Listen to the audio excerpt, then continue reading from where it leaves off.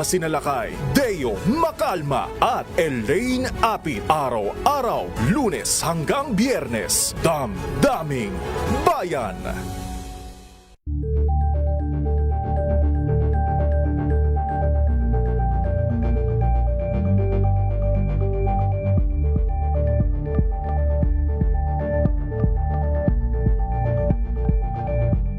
Tambalang Anthony Taberna at Jerry Baha ang gigising sa inyong umaga dahil lalatay ang humahagupit na diskusyon at komentaryo Lunes hanggang Biyernes sa 2x2.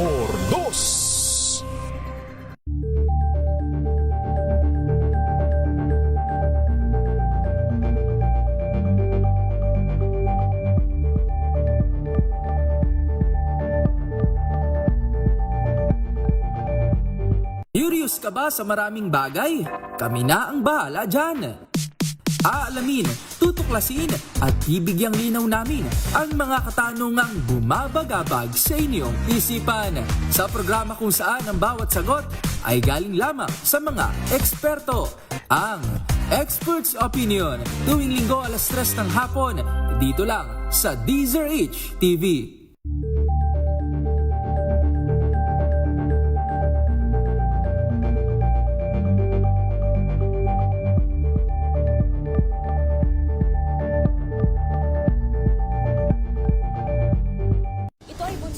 Talang 17 individual na ang kanilang naaresto. Ng Metro Manila Development Authority o MMDA ang No Contact Apprehension Policy o NCAP sa Metro Manila. Sa ang ilang mga dokumento ay peke. Hindi rin legal ang employment na ipinangako sa kanila. Sa mata ng batas, mananagot ang sangkot at may sala. Dahil sa bawat paglabag, may karampatang parusa. Alamin ang mga pananagutan sa likod ng mga bawal. Dito sa Hoy! Bawal Yan, tuwing Sabado, 11:30 ng umaga. Dito lang sa DZRH TV.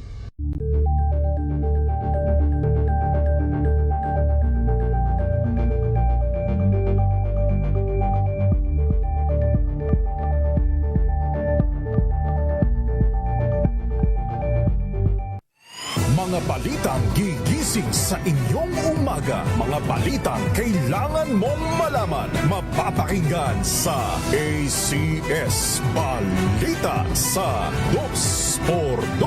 Kasama sina Anthony Taberna at Jerry Baha. Lunes hanggang Biyernes.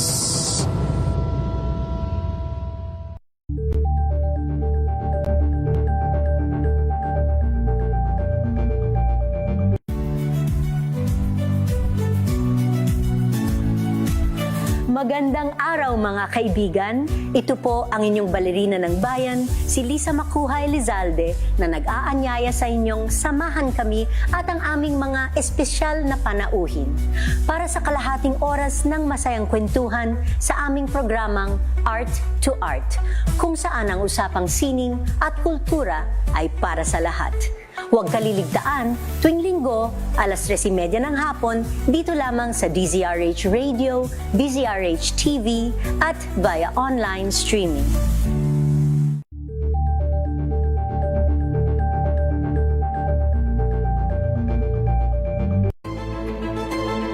Pakikinggan ang bawat panig.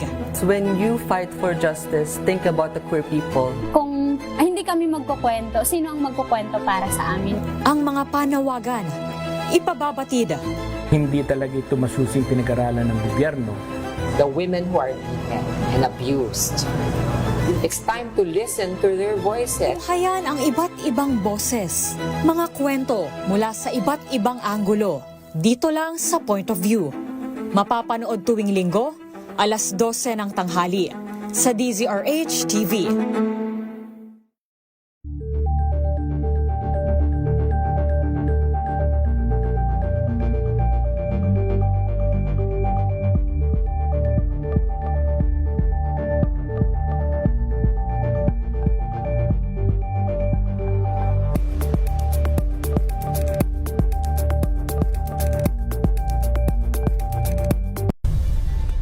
Nagsimula sa pangarap hanggang sa maabot ang pa ng atletang Pilipino. Mas pinatindi, mas pinalakas, at mas pinaaksyon sa Match Point tuwing Sabado, 12:30 ng tanghali sa DZRH TV.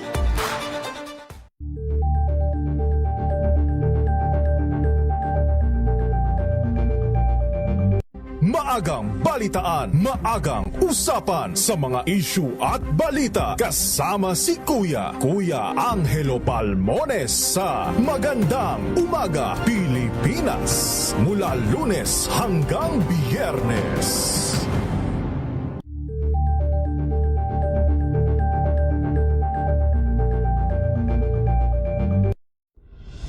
Tuloy-tuloy ang pagtulong, tuloy-tuloy ang pagseserbisyo at tuloy-tuloy ang balitaan kasama si May Binauhan sa Operation Tulong mula Lunes hanggang Biyernes.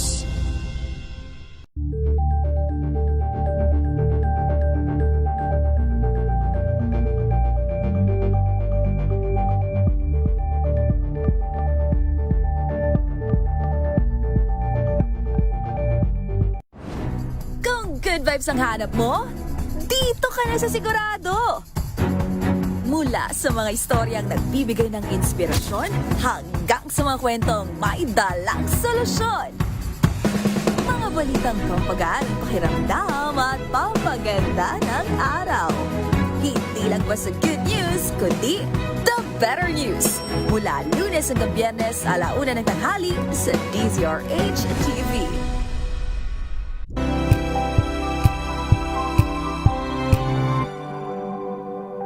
Tinesting, sinuri, siniyasan. Ang resulta? Super effective ang Shield sa pagpatay ng bakterya at virus. Shield Antibacterial Soap. Believe ang mga eksperto sa Philippine Nurses Association. At si Mami. Tiwala ako sa Shield. Shield Antibacterial Soap. Napatunayang mabisa. Ang mga nurse, tiwala. ACS. Galing-galing mo. Smart dishwashing paste ko. Pritong ulam na masebo. Plato ng kaldero. Tanggaling for everyday. Ganyan pag smart ang dishwashing paste. May double tanggaling formula. Tanggal ang sebo. Tanggal ang bakterya. Pahit para walang bahid. Linis fantastic sa metal at plastic. Number 1 ko to. Tanggaling-galing mo. Smart dishwashing paste. ACS. Sa lahat ng bagay, simula pa lang, siguraduhing max protection na. Kasi pag kulang ang proteksyon, baka madaling masira. Sa ngipin, dapat may max protection din. Max Alaga ng unique toothpaste.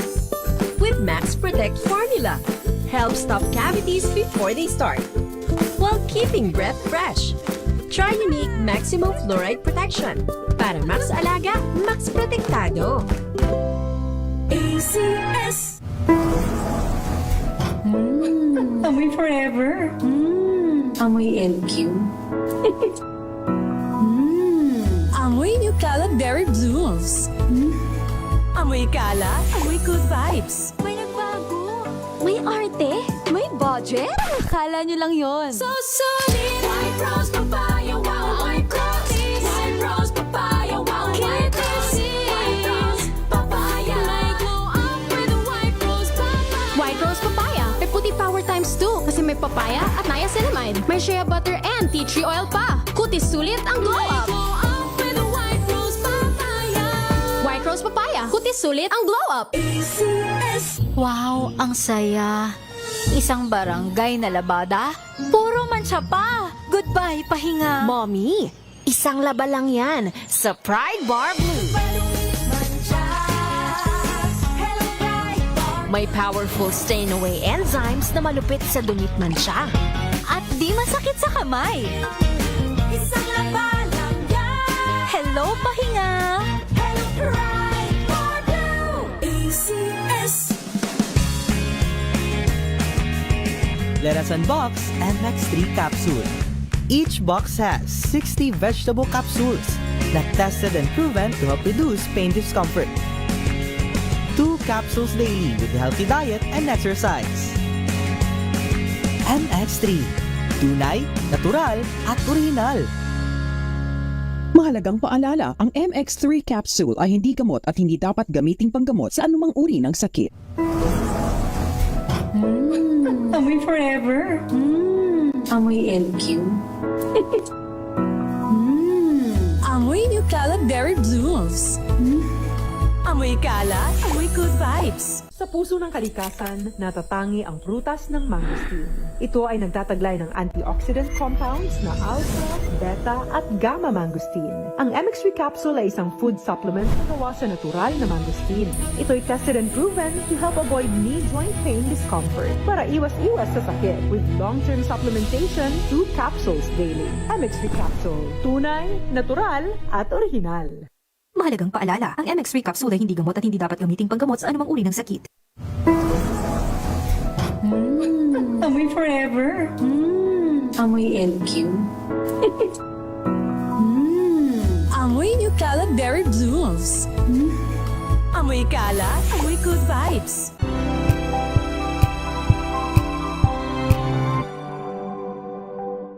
Alamin ang mga maiinit na isyung pambayan, mga balitang kailangan mong malaman, usapin sa pamahalaan, politika, ekonomiya at kabuhayan. Ito ang mga dapat mong malaman, pakialaman at pag-uusapan dahil kayo ang tinig ng mamamayan dito sa Damdaming Bayan. Live sa DZRH Radio, DZRH TV at DZRH Digital. Kasama sina Lakay, Deo Macalma at Elaine Apit. Araw-araw, Lunes hanggang Biyernes. Damdaming Bayan.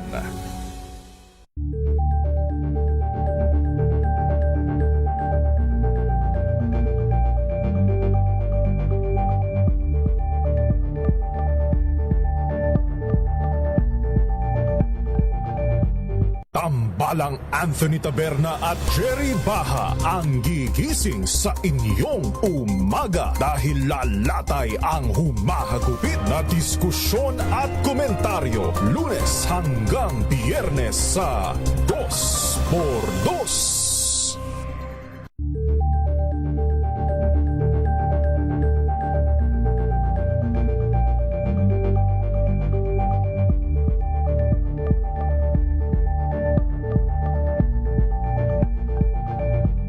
Curious ka ba sa maraming bagay?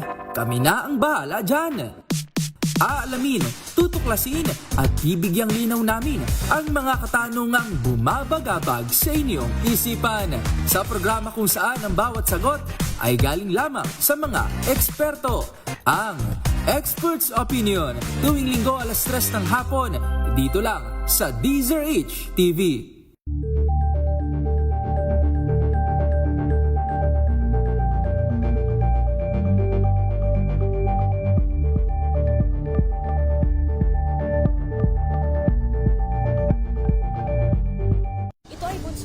Talang 17 individual na ang kanilang naat.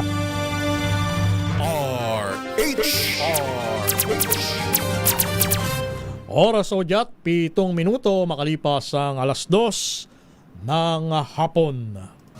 Walang patid na balita, walang tigil na impormasyon at tuloy-tuloy na reports kasama ang buong puwersa ng DZRH sa buong Pilipinas. Mula Luzon, Visayas at Mindanao, lahat ng malalaking balita, maiinit at viral. Hagip ng pinakamalawak na newscast sa buong Pilipinas.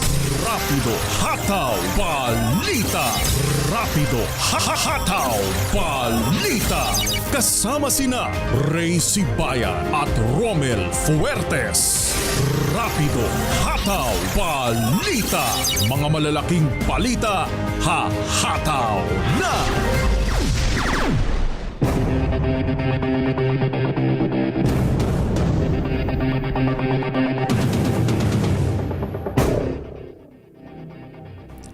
Araw po tayo ng Martes, ika-10 sa buwan ng Pebrero. Magandang hapon Luzon, Visayas at Mindanao. Welcome sa inyong programa ang Rapido Hataw Balita. Sa ngalan nila kay Ray Sibayan, ito ang inyong lingkod, si Romel Fuertes. Para sa DZRH, una sa Pilipinas, una sa Pilipino. Narito ang ating headlines.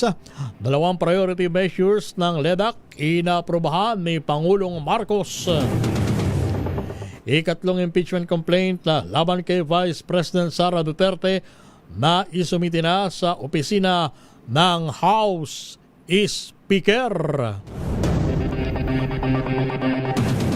28 water assets kabilang ang mga yate ng ilang sabit sa flood control scandal na tukoy ng ICI.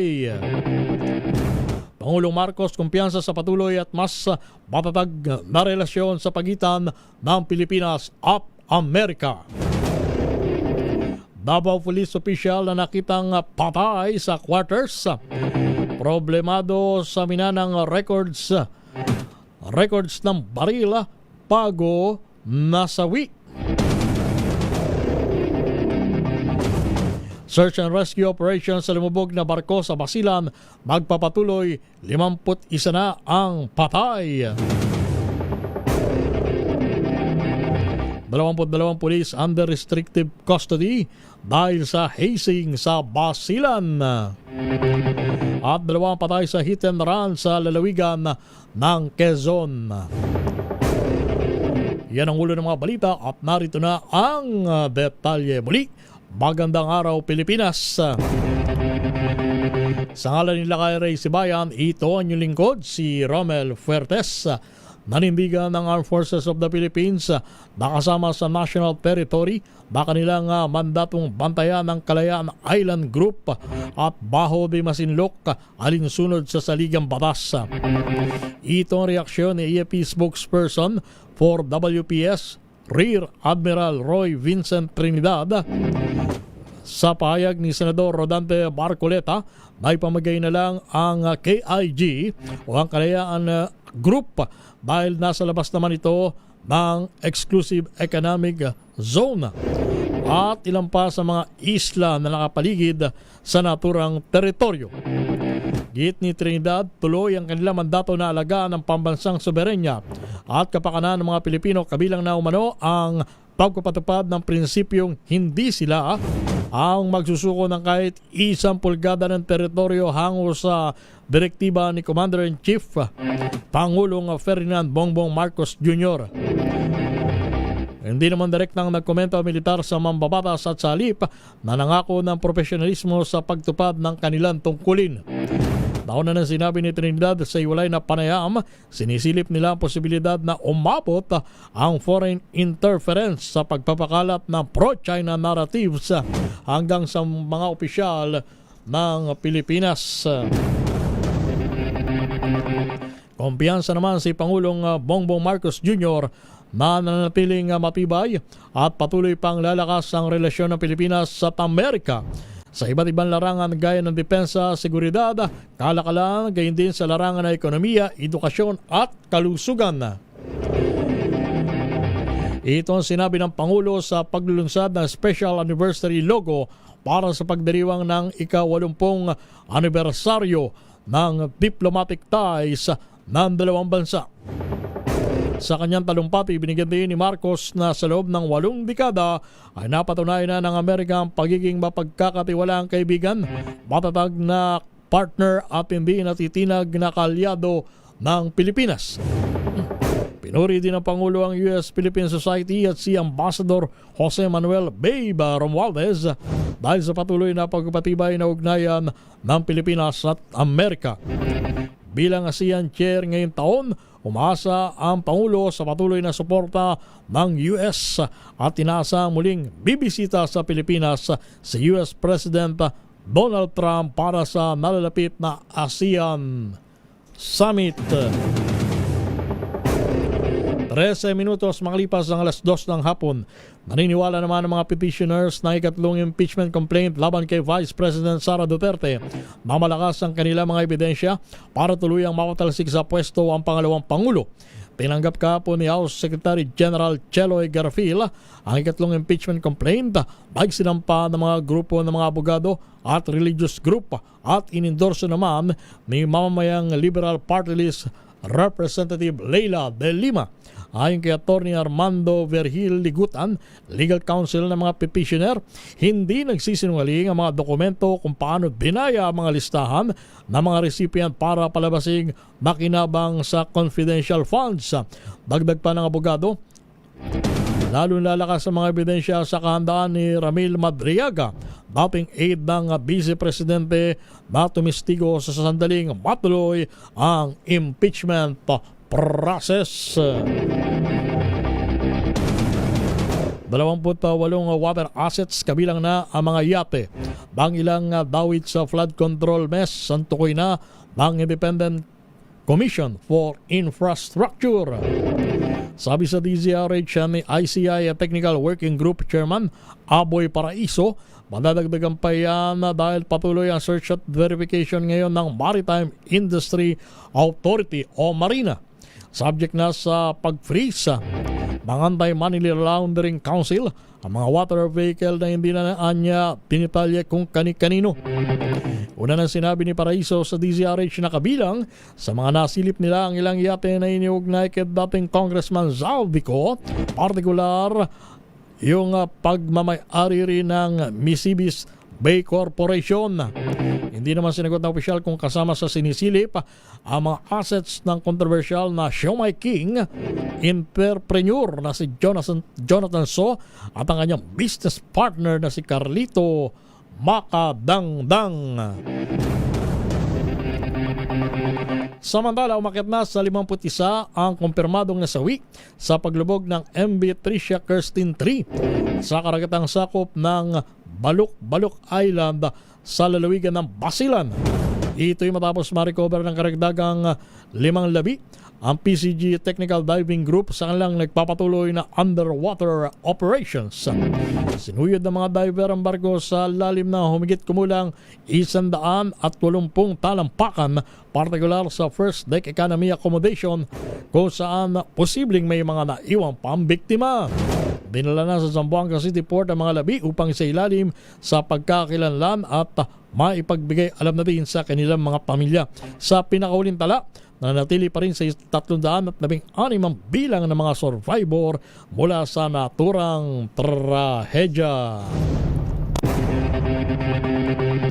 Tataas naman ang singil ng Manila Electric Company ngayong Pebrero. Ayon sa Meralco, tataas ng 22 sentimos bawat kilowatt hour ang singil dahil sa pagtaas ng tinatawag na transmission of universal charge.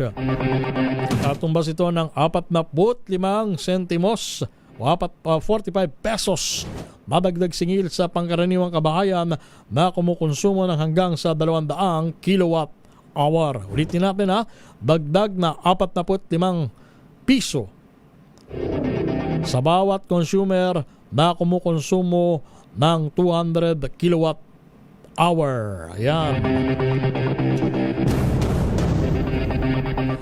Sa oras na 17 minutos makalipas ang alas 2 ng hapon, labas tayo ng ating impilan. Dalawang priority measures na LEDAC inaprubahan ni Pangulong Marcos, panukalang travel tax abolition kasama sa pinaapura ng Pangulo. Ibalita mo yan, RH number 14, Let Narciso. Marinlet. Let Narciso, please come in. Let, you're on the air. Pinangunahan ni Pangulong Ferdinand Marcos Jr. ang Legislative Executive Development Advisory Council o LEDAC meeting sa Malacanang kanina. Ayon kay Palace Press Officer Pierre Castro, sinalakay sa pulong ang mga prioridad na panukalang batas na makatutulong na maiangat ang pamumuhay ng taong bayan. Kabilang sa mga inaasahan ng Pangulo na maipapasa hanggang Hulyo ang panukalang pagtanggal ng travel tax. Nakikitaan niya ng Presidente na magpapaangat ito ng turismo at magpapagaan sa gastusin ng mga turista o sino mang bumibiyahe para sa trabaho at maging emergency cases. Si Presidential Son of House Majority Leader Sandro Marcos ang nagpanukala ng abolition ng travel tax. Bukod dito, kinumusta rin ng Pangulo ang update sa Anti-Political Dynasty Bill, panukalang Independent People's Commission Act at Party List System Reform Act at Citizens Access and Disclosure of Expenditures for National Accountability o Kadena Act at gayon din ang Expanded Anti-Online Sexual Abuse, Anti-Fake News and Digital Information at ang BARM Elections. Ito si Letner Sisa para sa DZRH, una sa Pilipinas, una sa Pilipino. Maraming salamat, Marinlet. Samantala, standby, Manang Milky Rigunan. Reklamo sa mapangabusong paggamit ng letter of authority, tinugunan na ng BIR. Mula sa mataas na kapulungan ng Kongreso, RH number 28, Paring Raymond Dadpaas. Paring Raymond. Paring Romel, naglatag na ng reforma ang bagong pamuluan ng Bureau of Internal Revenue BIR upang tugunan ang reklamo laban sa mapang-abusong paggamit ng LOA o Letter of Authority. Ito ang inilahad ni BIR Commissioner Charlito Mendoza sa hearing ng Senate Blue Ribbon Committee. Ayon kay Mendoza, nilimitahan na nila sa isang LOA sa isang taon, hindi kaya dati na umabot sa 3 LOA bawat taon.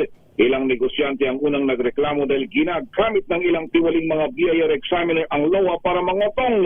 Paliwanag ni Mendoza, may electronic system nang nakaset up upang ito ang mamimili ng negosyanteng iisyuan ng LOA.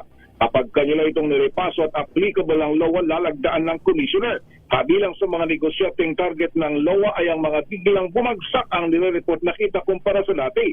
Iniulat din ni Mendoza na sa 30 empleyado ng BIR na kanilang inimbestigahan ay 25 na sa kanilang may pagharap ng kaso. Narito ang bahagi ng pagdinig ng Senate Blue Ribbon Committee. Before po kasi is umaabot sila ng 3 letters of authority sa isang taxable year. Meron silang VAT audit for the first semester, may VAT audit sila for the second semester, and then meron pa silang audit of all other internal revenue taxes other than VAT. So 3 po yun. Ngayon po, so kung 3 po ang kanilang audits, ongoing audits, 3 audit ang kinakaharap nila, 3 grupo ng BIR personnel ang kaharap nila at kausap nila, at 3 submission ng voluminous documents.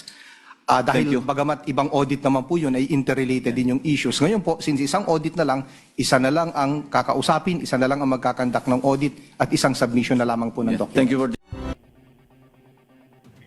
Si BIR Commissioner Charlito Mendoza. Ito si RH 28 Raymond Dadpaas para sa DZRH, una sa Pilipinas, una sa Pilipino. At ikatlong impeachment complaint laban kay Vice President Sara Duterte na i-transmit na sa Office of the House Speaker. Ibalita mo yan, RH number 12, Manang Milky Regunan. Manang Milky. Romel at Ray, nasa tanggapan ni House Speaker Faustino D. Duterte ang kopya ng ikatlong impeachment complaint laban kay Vice President Sara Duterte. Formal lang na i-transmit ni Secretary General Sheloy Garafil ang ikatlong impeachment complaint laban kay VP Sara na isinampakan mga civil society leaders, legal practitioners at mga religious leaders. Inendorso ni Representative Leila De Lima ay ikatlong impeachment complaint at ang mga reklamo ay kinabibilangan ng betrayal of public trust dahil sa questionable paggamit ng confidential funds, culpable violations of the Constitution, graft and corruption, bribery, and other crimes. Naniniwala rin si De Lima na malakas ang mga ebidensya laban sa Vice Presidente basta mga dokumento mula sa Commission on Audit na hindi maipaliwanag kung saan ginamit ang milyones na confidential funds sa loob lamang ng 11 araw. Samantala, Ray at Romel, naka-half-mast na ang bandila ng Pilipinas sa harapan ng batasan pambansa. Binabay kiramay sa pagyaon ni dating House Speaker Jose de Venecia. Nagpahayag ng kiramay ang mga mababata sa pagyaon ni JDV. Sa statement ni later Representative Martin Romualdez, dating House Speaker, kinalala nito ang papel ni de Venecia na haligi ng Philippine democracy at ama ng lakas CMD. Sa personal level, sinabi naman ni Romualdez, nagpapasalamat siya sa kabaitan at guidance ni de Venecia na itinuturing niyang mentor, statesman at father figure. Ako si Milky Regunan, nagulat para sa DZRH, una sa Pilipinas, una sa Pilipino. Manang Milky. Bye, Ramel. Manang Milky, wala pang petsa kung kailan bibinggin ng House Justice Committee yung tatlong impeachment complaint laban kay BP Sara? Inaabangan namin mamaya dito sa Kamara sa pagsisimula ng sesyon. Una kasi ang magiging procedure i-schedule o kaya babasahin sa plenaryo sa order of business. Kung ito ay marirefer sa Committee on Rules, saka magdedeklara o mag-schedule ng schedule sa hearing kung ito ay i-refer na sa House Committee on Justice. Kapag natanggap naman na ng House Committee on Justice sa panguna ni Congresswoman Jervy Luistro, mag-schedule na sila ng pagdinig para simula ng impeachment complaints hearing laban sa Vice Presidente. Okay. Para matukoy kung sufficient in form at substance, hindi ba? At substance. Unahin muna ang inform, pagkatapos ay decisionan din kung meron namang sufficient in substance. Okay, maraming salamat. So, ang tingin namin dito, Romel at Ray, baka daw sa susunod na linggo, meron ng desisyon kung kailan masisimula ng hearing, kung ito ay gagawin sa normal na ruta, idadaan sa House Committee on Justice, o yung fast-track mode na kung ngayong hapon babasahin sa order of business, nagdedesisyon ang 1/3 votes ng mga mambabatas para idiretso sa Senado at hindi na daraan pa sa House Committee on Justice. Malalaman natin yan, Romel, sa mga ganap dito sa Kamara. Okay. Balik sa inyo, Romel at Ray. Sa oras na 24 minutos, makalipas ang alas 2 ng hapon, AFP suportado naman ang imbitasyon ng PCG kay Senador Marcoleta para sa Kalayaan Island Group. Balita mo yan, RH number 52, Edniel Parosa. Edniel. Romel, welcome ng Senatahang Lakas ang inisyatiba ng Philippine Coast Guard na imbitahan ng ilang opisyal ng bansa para makita ang tunay na sitwasyon sa West Philippine Sea. Kasunod dito ng hamon ni PCG spokesman for WPS, Commodore J. Tariela, kay Senator Rodante Marcoleta na silipin ang Kalayaan Island Group sa pulong palitaan sa Camp Aguinaldo. Sinabi ni AFP spokesperson for WPS, Rear Admiral Roy Vincent Trinidad, na suportado nilang akbang na makasamang ilang opisyal sa Maritime Domain Awareness o MDA flight ng PCG. Pero kung Maritime Cooperative Activity o military drills ng AFP at mga kaalyado ang tatunungin, damistansya si Trinidad sinabing, kailangan pa rito ng karampatang guidance mula sa General Headquarters. Hindi man direktang sinagot si Marcoleta sa payag nitong igib ang KIG na nasa labas ng Exclusive Economic Zone. Iginit naman ni Trinidad na kasamang teritoryo samantato nilang protektahan alinsunod sa itinatakda ng saligang batas. Pakinggan natin ang opisyal. I would like to leave the statements as they are. So far as the AFP is concerned, napakaliwanag ng ating mandato, and this is stated in the Constitution itself. We know the limits of the Philippine territory. It is our mandate to protect national sovereignty, to ensure the integrity of the national territory, all the way up to our 200 nautical mile EEZ, and the regime of islands covering KIG, which is beyond our EEZ. Samantala, sa pinakahuling monitoring ng Philippine Navy, may 14 pang Chinese vessels na nakakalat ngayon sa Baho de Masinloc, Ayungin Shoal, Escoda Shoal at Pag-asa Island nitong nakaraang linggo. Ako si Edniel Parosa, nag-uulat para sa DZRH. Una sa Pilipinas, una sa Pilipino. Lalaking estudyante na biktima ng hulidap na mga polis Sanggono sa Rizal, pagpasaklolo sa Napolcom. Ibalita mo yan RH number 5, Val Gonzalez. Val. Romel, patong-patong na mga kasong administratibo ang kinakaharap ng 10 mga polis na nakatalaga sa Angono Rizal Police Station matapos ng arestuhin ng lalaking working student nilang tinutungan at pinagnakawan pa sa Angono Rizal. Ngayong araw ay formal na naghain ng reklamo sa National Police Commission ng biktima na kinilalang si Nestor Macabenta Jr., isang third-year criminology student. Sa salaysay ni Macabenta, Nobyembre 10 noong nakalipas na taon, nang arestuhin siya ng mga pulis na nakatalaga sa Angono Rizal Police Station habang sakay ng motorsiklo. Inakusahan ang estudyante na sangkot sa pagbibenta ng illegal na droga. Sa kuha ng CCTV camera noong hapon ng November 10, makikitang nagsasagawa ng anti-illegal drugs operation ang Angono Police Station sa Botong Francisco Avenue, Barangay San Isidro, Bayan ng Angono. Sa dulo ng video, makikitang napadaan lamang ang nakamotorsiklong estudyante sa gitna ng isinasagawang operasyon ng nabanggit na pulis at doon na siya pinarat ikinulong ng mahigit 2 buwan. Sabi ni Makabenta, sa unang mga oras pa lamang ng pagkaka-aresto sa kanya ay hiningan na siya ng mga pulis ng 50,000 piso na idinaan ng kanyang kapatid sa pamamagitan ng GCash. Bukod dito, ninagaw pa raw ng mga pulis ang suot niyang singsing na pamana sa kanya ng kanyang namatay na nanay. Sa record na hawak ng Napolcom, na-dismiss ng korte ang kaso laban kay Makabenta at nakalaya nitong nakalipas na January 27. Sa ngayon ay pinag-utos na ni Commissioner Kalinisan kay Napolcom Staff Inspection, Monitoring and Investigation Service Director Edman Pares ang pagsasagawa ng investigasyon. Natukoy na rin ng Napolcom ang mga pangalan ng 10 mga sangkot na pulis, kabilang ng isang kapitan na team leader ng Anti-Illegal Drugs Unit na nagsagawa ng operasyon at humuli sa biktima. Ako si Val Gonzales, DCRH, una sa Pilipinas, una sa Pilipino. Panibagong anti-corruption na rally sa February 25. Pinaplansya na. NCRPO todo handa na. RH number 15, Giselle Ricafort. Giselle. Pinaplansya na ang panibagong sigwada ng anti-corruption rally sa anibersaryo ng EDSA People Power Revolution sa February 25. Ayon kay Bagong Alyansa Makabayan, Secretary General Mong Palatino, paalala yung flood control scandal, pork barrel insertion, pati yung budget-related anomaly na sa kabila raw ng People Power Movement, nananatili pa rin yung bulok na political system hanggang ngayon.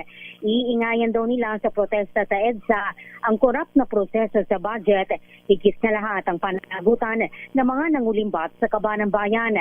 Idiniin ng grupo na ginagamit lang umano ni na Pangulong Bongbong Marcos at VP Sara Duterte ang kanilang kapangyarihan upang ilagan yung accountability. Samantala, nakalatag na yung security measures ng National Capital Region Police Office para dito. Ayon kay NCRPO Director Major General Anthony Aderin, hanggang 14,000 na mga kapulisan na magbabantay ng seguridad. Wala namang namomonitor na bantaang hanay para sa nalalapit na anti-corruption rally sa February 25. Ito si Giselle Ricafort para sa DZRH, una sa Pilipinas, una sa Pilipino. Alas 2:30 ng hapon, Mayor Isko Moreno nangakong matatapos sa loob ng 1 taon ang gusali ng Ramon Magsaysay High School. Boy Gonzales sa detalye. Boy! Lakay Romela, nangako si Manila City Mayor Isko Moreno Dumagoso na matatapos sa loob ng 1 taon ang matagal na naantalang gusali ng Ramon Magsaysay High School matapos pangunahan ng muling pagpapatuloy ng construction nito.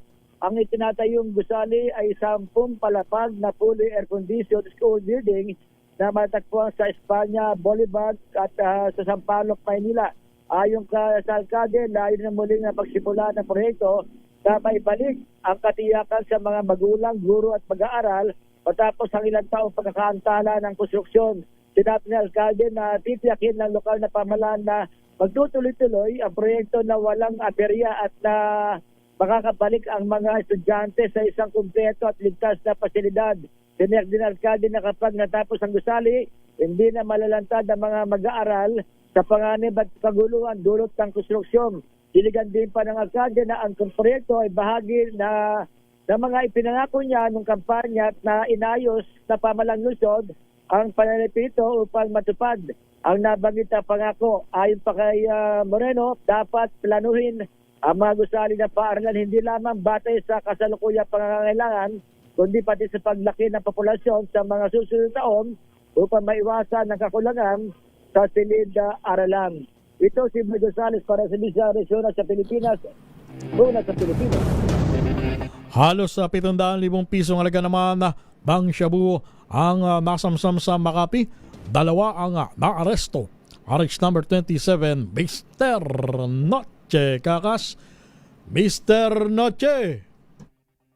Romel, arestado ang 2 individual matapos sa bentahan ng shabu ang pusher buyer sa lungsod ng Makati. Binusasan sina alias Tibo, isang driver, at alias Leleng, 34 anyos, sa parehong naninirahan sa barangay Singkabasa na lungsod. Ayon sa ulat ng pulisya, kinasahang bypass operation sa barangay Singkabas kung saan nakipag-deal sa droga ang 2 aabot sa 100 grams ng ninalang shabu na kumpiska na may kabuuang halaga ng 680,000 pesos. Matagal nang sinusubaybayan ang illegal drug activities ng dalawa na nasa HBI list ng pulisya. Inahanda na ang kasong isasampa laban sa dalawang drug pusher. Arit sa 27 na sinawa sa DCLH, una sa Pilipinas, una sa Pilipino.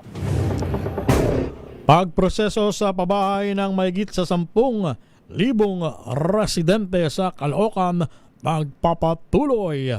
Alamin natin ang iba pang detalye. RH number 23, Edwin Duque. Edwin. Tama, tuloy-tuloy kayo sa pagpuproseso sa pagpapalipat ng titulo sa pangalan ng mga residente sa Caloocan. Ito yung pabahay na gusto sa ilalim pa rin ng programa ng NHA at nagpagdinig fund. Una nang mailipat sa makailan ang pangalan ng halos 185 individual mula sa 10,820 residente ng lungsod. Ito yung mga walang sariling tahanan ay inilipat yung titulo sa kanila bilang sariling tahanan na sa barangay 168 sa Gitaro, Caloocan. Ay kay Mayor Alo nga malapitan, sila yung mga membro ng Fortis na mahirap at hindi kayang maka-appeal ng pabahay o bahay. Kaya sila ay inuna sa ilalim pa rin ng programa ng NHA at ng Pag-ibig Fund at ng DSSUT. Sinabi ng alkalde na sana ay magkaroon sila ng bagong pag-asa kasabay ng mga bagong tirahan at tinutuluyan.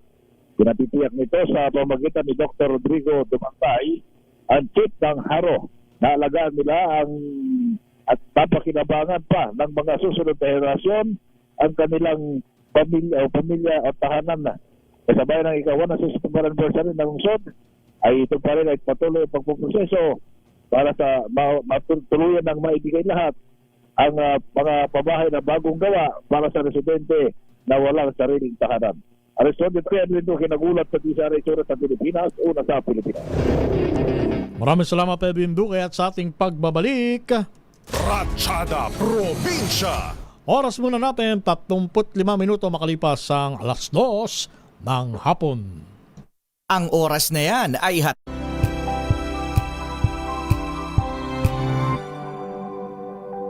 Hello, Washi! Laundry day na naman! Yay! Anong meron? Mancha ng chocolate, putik, may libag pa! Kaya natin yan!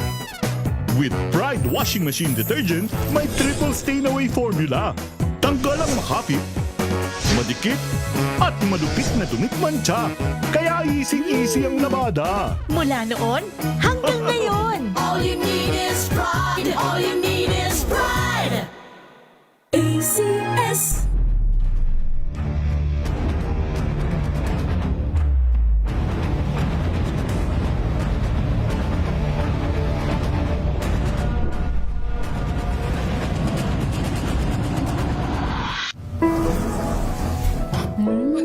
Amoy forever. Amoy LQ. Amoy New Cala Berry Blooms. Amoy kalat, amoy good vibes. NBC Milliones. NBC Milliones. Mamimigay na naman kami dito sa MBC ng 1 million pesos! Sa isang malinis na papel, ilagay ang iyong name, age, address, phone number at pirmahan. Ipasok sa loob ng isang white legal-sized envelope. Kalakip ang alinman sa mga required proof of purchase o POP. At sa labas ng envelope, ilagay ang NBC Milliones 2026, ang POP na ginamit at ang MBC station na iyong sasalihan. Ihulog ang iyong entry sa mga drop boxes na matatagpuan sa MBC station sa inyong lugar. DZRH, Love Radio, Yes FM, Easy Rock, Aksyon Radio. Pagkakataon na manalo ng hanggang 1 million pesos sa Grand Draw at libo-libo pa in cash prizes sa 10 weekly draws sa mga MBC stations nationwide. Dito sa MBC Milliones 2026. Sali na! MBC Millones is brought to you by Pride Detergent, Smart Dishwashing, Shield Bath Soap, Unique Toothpaste, White Rose, Charm Fabcon, Star Wax Floor Wax, San Miguel Bale Bilson. See posters or visit our Facebook page for more details. Promo period is from January 10 to March 27, 2026. DTI Fair Trade Permit number FTEB 244864, series of 2025. Drink responsibly. Amoy forever. Amoy LQ. Amoy New Cala Berry Blues. Amoy Cala, amoy good vibes. Jiggy Manikad po. Bilang isang broadcaster, mahalaga sa akin ang tamang impormasyon. Sa lahat ng bagay, kahit sa kape, mapanuri ako. Kaya dito ako susubukan ng MX3 Coffee. Ito'y low acid, cholesterol free, at may vitamin C plus calcium. Sigurado ako sa MX3 Coffee. Dito ako believe.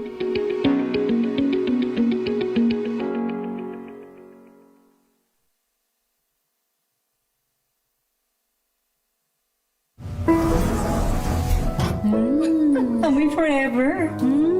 Amoy LQ. Amoy New Cala Berry Blues. Amoy Cala, amoy good vibes. Amoy forever. Amoy LQ. Amoy New Cala Berry Blues. Amoy Cala, amoy good vibes.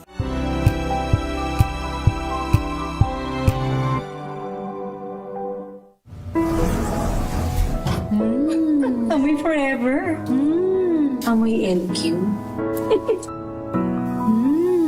Amoy New Cala Berry Blues. Amoy Cala, amoy good vibes.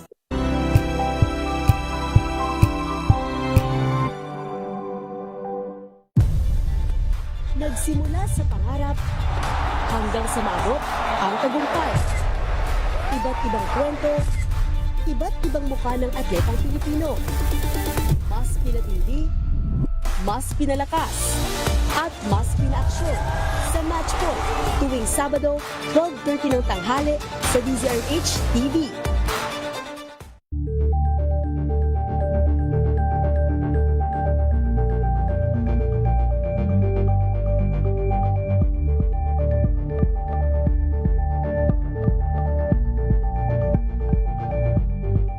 Maagang balitaan, maagang usapan sa mga issue at balita. Kasama si Kuya Angelo Palmones sa Magandang Umaga Pilipinas. Mula Lunes hanggang Biyernes.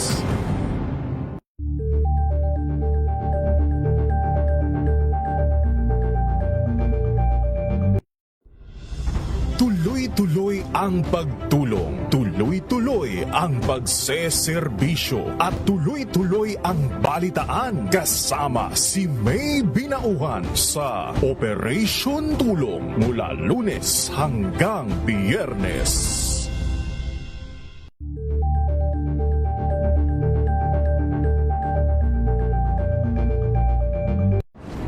Kung good vibes ang hanap mo, dito ka na sa sigurado!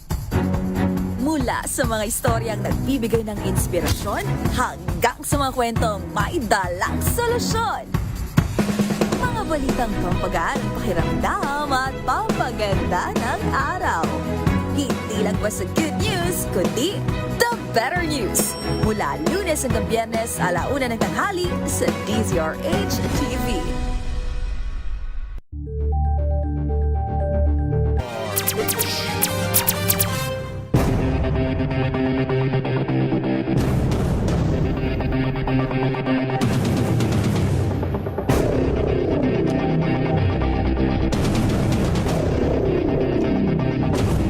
Balik tayo sa inyong programa, ang Rapido Hataw Balita. Minus muna si Lakay Ray Sibayan. Ito ang inyong lingkod, si Romel Fuertes. Pasukin muna natin ang report mula kay RH number 52, Edniel Parosa. Edniel. Romel, problemado sa inventaryo ng baril ang mataas na opisyal ng Police Regional Office 11 bago siya nakitang walang buhay sa loob ng sariling quarter sa lungsod ng Davao. Ayon kay PNP spokesperson Police Brigadier General Randolph Tuanyo, hindi kasi nagtugma nga ang records na umano'y minana ng nasawing Assistant Regional Director for Logistics. Tatagpo ang patay ang Police Lieutenant Colonel katabi ng isang baril ilang oras bago ang command visit ni PNP Chief Police General Jose Melencio Narvaez Jr. sa Camp Quintin Mercido kahapon ng umaga. Sabi nito niyo ngayon sa Campo Crame kasamang trabaho ng opisyal sa mga anggulong kanilang sinisilip na may kaugnayan sa kanyang pagkasawi. Pakinggan natin si General Tuanyo. Minumuli niya lang po itungkol kami unahin lang po sa kanya yung trabaho sapagkat may binana po siya ng mga reports na saan ito mga ay hindi niya ma-reset. Pero ito po ay isa lang po sa mga anggulo na tinitingnan ng mga investigator natin. Maliban po ito is purely work po talaga yung anggulo na tinitingnan ng Presidio Office level investigators. Pero ba sir, mas specify ano yung mga minana niya na hindi nag-reconcile? Yung mga records po about sa firearms store. Nagpapatuloy pa rin investigasyon ng PNP kung nagkitil ng sariling buhay ang biktima. Pinakilos na rin ang PNP Chief of Regional Forensic Group at GIDG upang matiyak na walang cover-up o whitewash sa nasabing pangyayari. Ako si Edniel Parrosa, nag-uulat para sa DZRH, una sa Pilipinas, una sa Pilipino. Maraming salamat, Edniel. Samantala, 22 pulis under restrictive custody na dahil sa natuklasang hazing sa probinsya ng Basilan. Balita mo yan, RH number 19, paring June, Bimakutak. Paring Romel, kasalukuyan islo sa ilalim sa accounting and investigation ang buong batalyon ng Mobile Force Battalion 14B sa ongoing motopropyo investigation na iniutos ni Napolcom Vice Chairperson and Executive Officer Attorney Rafael Vicente R. Calinisan. Kahapon personal na hinarap ni Probar Regional Director Police Brigadier General Jayden de Guzman ang 129 na mga bagong miyembro ng Probar at nangakong bibigyang hustisya sa sinapit na hazing at maltreatment.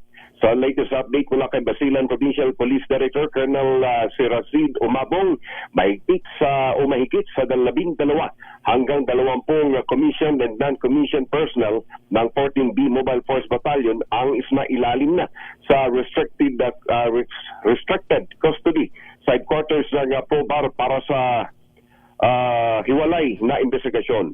Sa sandaling mapatunayan ayon kay Colonel Umabong, tiyak ng kaparusahan. Maliban dito, sa ilalim ng Command and Responsibility Principle, ang sinumang direct supervisor sa may negligence sa insidente ay mahaharap din naman sa admin sanctions at appropriate charges. Sa inilabas sa public statement ng Probar, itinuturing nilang illegal ang anumang initiation kaugnay sa welcoming practices ng PNP maging sa AFP.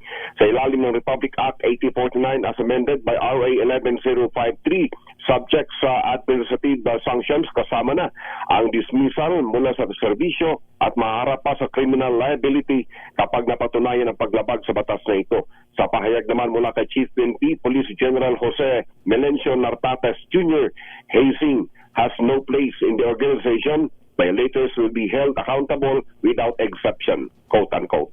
Mula sa Central Mindanao na makulimlimang panahon, RH19, June Bimakutak, DZRH, una sa Pilipinas, una sa Pilipino.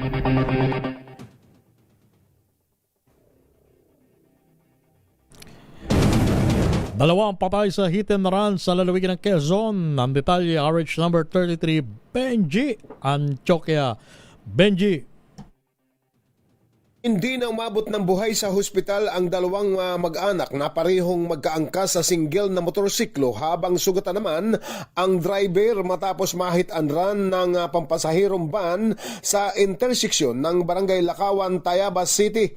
Batay sa follow-up report ng pulisya, bandang alas 9:32 ng umaga nang mabangga ng isang puting van na patungo sana sa Tayabas City ang motorsiklo kung saan magkaangkas ang tatlo nang salpukin hanggang sa tumilapon ang tatlong biktima.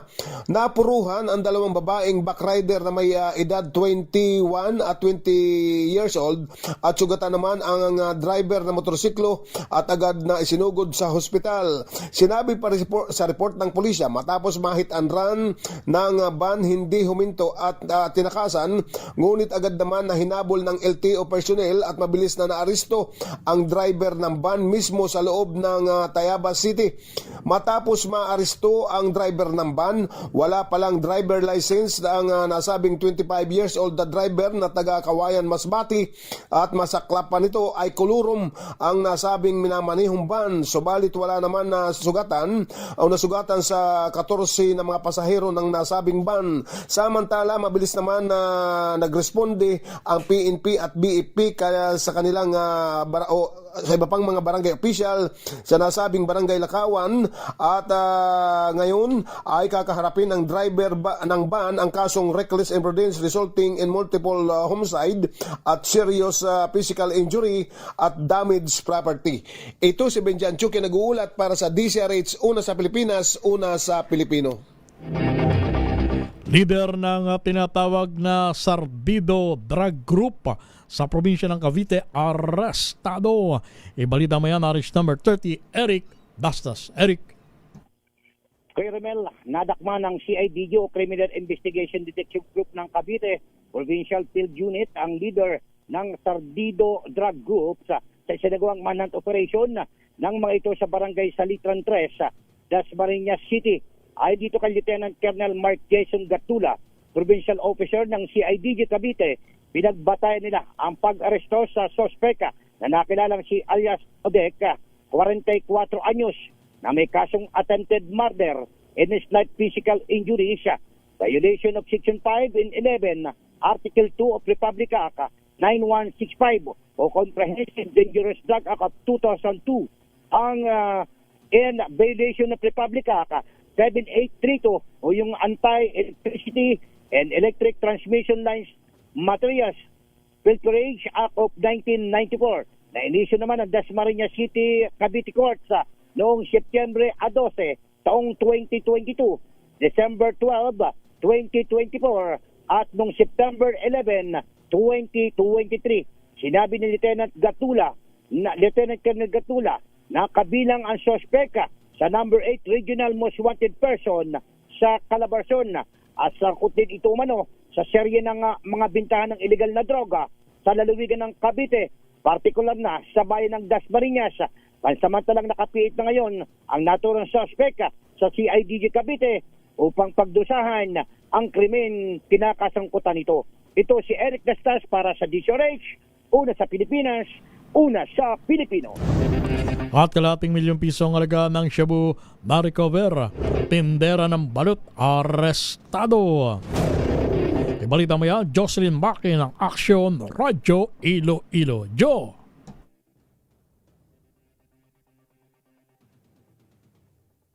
Joe Maki, please come in, Joe. Nakuhanan ng 544,000 pesos na halaga ng suspected shabu ang tindera ng balot sa drug by bust operation ng Iloilo City Drug Enforcement Unit sa Barangay Calaparan, Arevalo District. Sa monitoring ng CDEU, ginagamit ng 55 anyos na si alias Marlene ang paglalako niya ng balot upang itago ang ginagawang illegal na aktibidad tuwing madaling araw. Ayon kay CDEU Head Police Captain Roque Jimeno III, ginagamit pa ng subject sa pagbebenta ng illegal na droga ang kanyang menor de edad na pamangkin. Sa investigasyon ng pulisya, napag-alaman na may kapatid si Marlene na nadakip ng nagdaang taon dahil rin sa kasong may kinalaban sa iligal na droga. Mula sa Action Radyo Iloilo, ito si Jocelyn Maki para sa DZRH, una sa Pilipinas, una sa Pilipino. Maraming salamat Jocelyn Maki. Nagatid sa ating oras, 9 na minuto bago sumapit ang alas 3 ng hapon. Standby Freddy Fardo, standby Romy Gonzalez, standby Jimmy Angay-Angay, standby Jun Soter at standby Jane Bantayan. Makalipas ang patalastas na ito. Tambalang Anthony Taberna at Jerry Baha ang gigising sa inyong umaga dahil lalatay ang humahagupit na diskusyon at komentaryo Lunes hanggang Biyernes sa 2x2.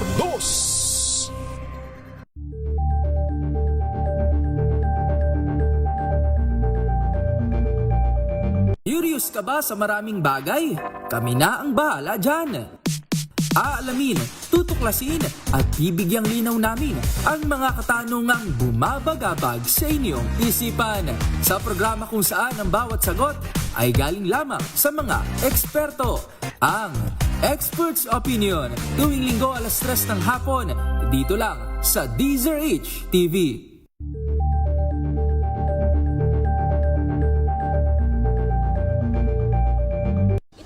Ng naitalang 17 individual na ang kanilang naaresto.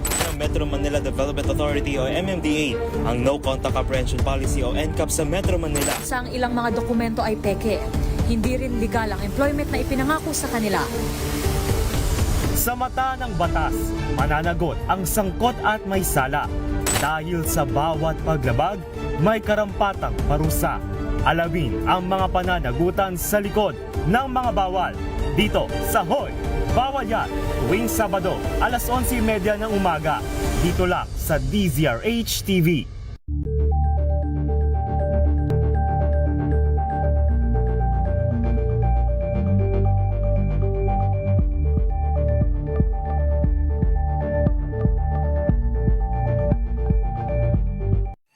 Mga balitang gigising sa inyong umaga. Mga balitang kailangan mong malaman. Mapapakinggan sa ACS Balita sa 2x2. Kasama sina Anthony Taberna at Jerry Baha. Lunes hanggang Biyernes.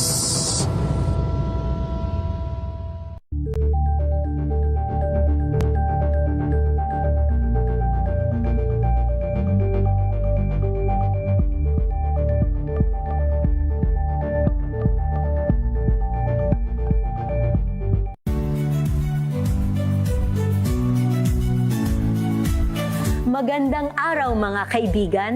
Ito po ang inyong balerina ng bayan, si Lisa Makuhay Lizalde, na nag-aanyaya sa inyong samahan kami at ang aming mga espesyal na panauhin para sa kalahating oras ng masayang kwentuhan sa aming programang Art to Art, kung saan ang usapang sining at kultura ay para sa lahat.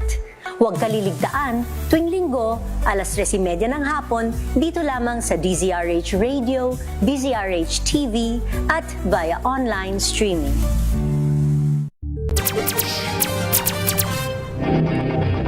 Meron lamang tayong 5 minuto bago sumapit ang 3:00 ng hapon ngayong araw ng Martes. Ika-10 po tayo sa buwan ng Pebrero. Balik tayo sa ating balitaan. Binata arestado sa bypass operation sa Santa Barbara, Pangasinan. Balita mo yan, RH number 38, Freddy Fajardo. Freddy.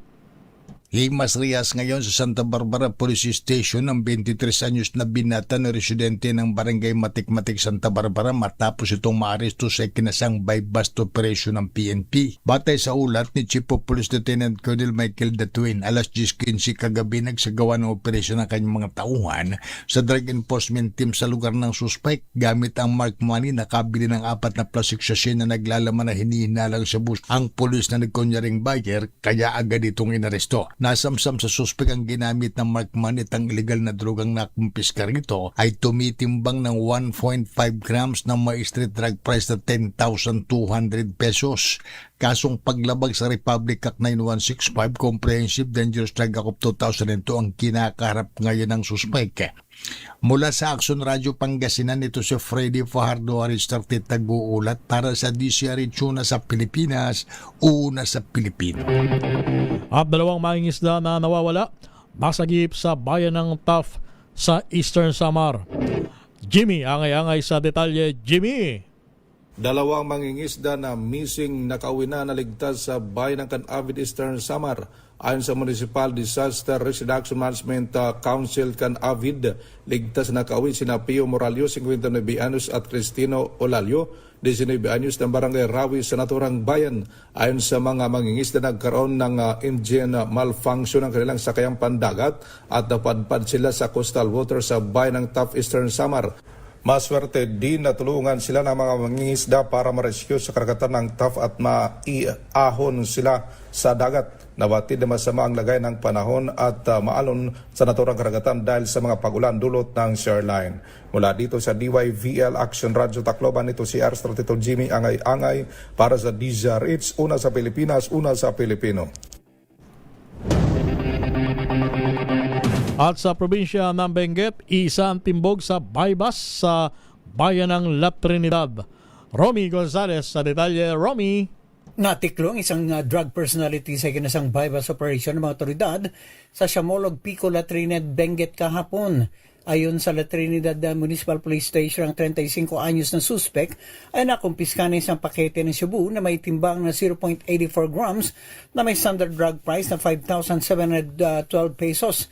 Nasamsam din sa kanya ang non-drug evidence na ganang cellphone at cash na 1,150 pesos. Ang suspect at mga nakumpiskang kontrabando ay nasa pangangalaga ng La Trinidad Municipal Police Station at sasampahan siya ng kasong paglabag sa Republic Act 9165 o Comprehensive Dangerous Drugs Act of 2002. Ito si RH41 Romy Gonzalez para sa DZRH, una sa Pilipinas, una sa Pilipino. At isang puganting drug suspect, arestado naman sa Davao City. John Soter ng Action Radio Davao. June. Muling naaresto ng kapulisan ng isang top priority illegal drug personality na tumakas mula sa custodial facility ng Davao City Police Office sa Laverna, Buhangin, Davao City dakong alas 10:45 kagabi, Pebrero 9, 2026. Kinilala ang suspect na si Alfred Matuti, 35 anyos, binata at residente ng Barangay Mintal, Davao City. Natuntun siya ng tracker team ng Special Operation Group at City Drug Enforcement Unit matapos magsagawa ng follow-up at manhunt operation batay sa impormasyon mula sa isang mapagkakatiwalaang source. Nang puntahan ng mga otoridad ang tinukoy na lugar, positibo na kilala ang suspect at naaresto ng walang insidente. Agad siyang dinala sa tanggapan ng SOG at CDEO para sa kakulang dokumentasyon bago ibinalik sa Criminal Investigation and Detection Management Unit Detention Facility. Matatandaan nakatakas ang suspect mula sa kustodiya ng kapulisan noong Pebrero 5, 2026. Ito si June Soter para sa DZRH. Una sa Pilipinas, una sa Pilipino. Mag-asawang miyembro naman ng MPA sa Samar sumuko. Jane Bandayan. Jane. Sumuko sa otoridad ang mag-asawang aktibong membro ng New People's Army sa Samar. Kinumpirma ng 80th Philippine Army dahilan ng kanilang pagsuko dahil sa patuloy na operasyon ng militar at kawalan ng suporta ng komunidad. Ang mag-asawang sumuko ay kinilala na si Nori at Dada ng Barangay San Roque, Matuguinao, Samar. Isinuko rin ng mag-asawa ang M16 rifle at iba pang kagamitan. Kinumpirma ng mag-asawa, limitado na ang kanilang galaw dahil sa mga operasyon ng militar at dahil dito, nahihirapan sila sa pagkukuha daw ng kanilang supply. Samantala, maliban sa mag-asawa, sa nasabing araw ay sumurin na rin ay isang kinilalang si alias Umbak mula naman sa Barangay Diet, Litorag, Selvino, Lubos, Norte, Samar. Aminado itong nahihirapan na siya sa kanyang sitwasyon dahil rin sa kawalan ng suporta ng komunidad. Sinabi ng 80th Philippine Army ang desisyon ng mag-asawa ng pagsusurinder at pagpapahayag sa kanilang sitwasyon ay patunay lamang daw na nahihirapan ng mga ito sa kanilang sitwasyon doon sa bukid. Patuloy naman ang pagkikipag-ugnayan ng komunidad sa mga rebuilding grupo upang mahikayat na talikdan na ang armadong pakikibaka. Mula sa Action Radyo Katarman, RH34 Jane Galit Bantayan ng DZRH. Una sa Pilipinas, una sa Pilipino.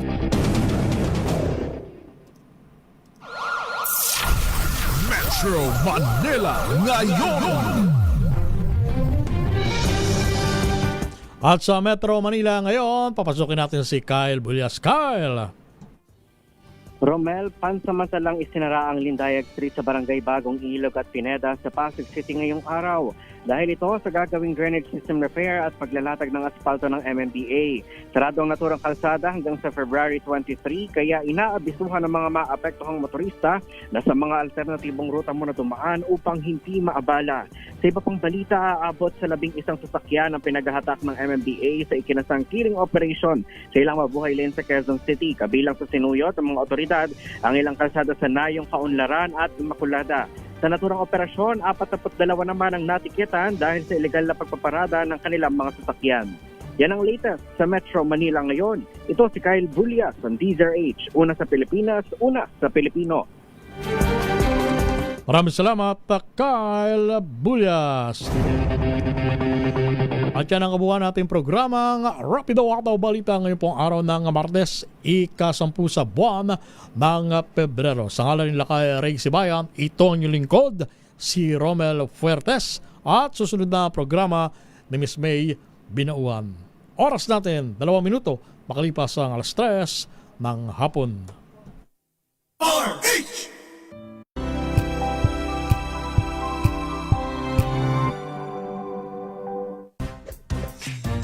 Ang galing-galing mo, Smart dishwashing paste ko, pritong ulam na masebo, plato o kaldero, tanggaling for everyday. Ganyan, pag Smart ang dishwashing paste, may double tanggaling formula. Tanggal ang sebo, tanggal ang bakterya. Bahid para walang bahid, linis fantastic sa metal at plastic na